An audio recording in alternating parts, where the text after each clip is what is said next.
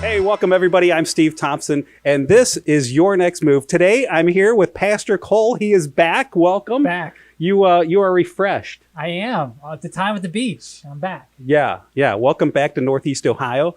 And we're talking this week, we got some Obadiah going on, and we're talking pride. One question I have for you is can you talk about some areas that maybe we don't associate with pride, where it kind of hides itself? My wife was talking about our children and how prideful we are in our children and how smart they are and where they're going to school and what sports they play. Yep. Can you point out some other areas that you think we don't associate with pride? Yeah, I think a lot of times we put it in stuff. That's the easy stuff to find pride in. And look at my house, look at my car, look at all that.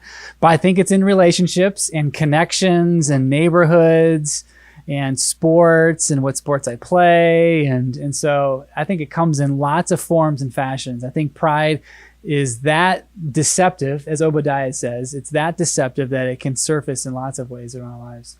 And one thing I'm getting out of this Your Next Move is it seems like we come back to the idea that we need to take some time regularly to investigate our lives. And we're talking about how we're going to put something into practice that we took from the sermon this week. But we need to do this on a regular basis. Yeah.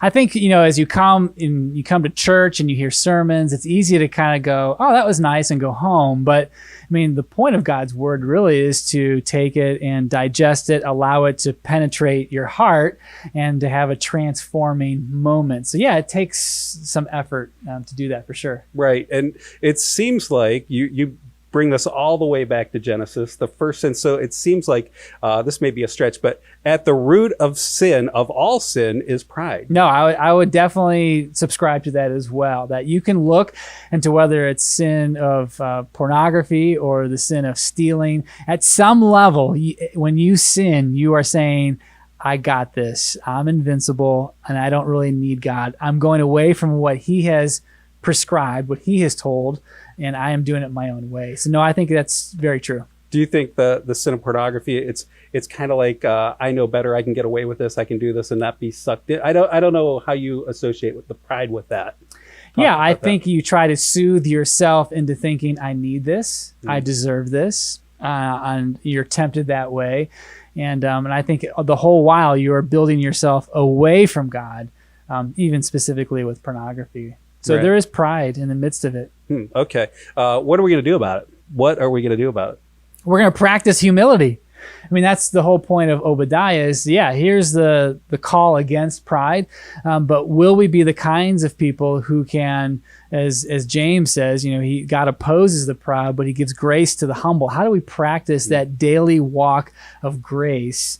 It's, as we talked about, in the sermon, it's about practicing the discipline of God's word, the discipline of prayer. These things are basically instruments of humility that then lead us to actions and lifestyles of humility. Yeah, this is something that sometimes I find difficult to do.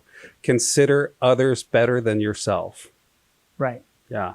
Yeah. No, I think, as we live down pride and hear the whispers of pride, it's very easy to do what we want, and we're so self-serving, and maybe even to our family. But when we start going down that path of looking to others' interests, you're right, it's not about us, and we start spending more time, more resources, more energy on others. Okay. Well, Cole, thank you for the sermon today. I thought it was very courageous and very good. And I hope to see you out there as you're making your next move.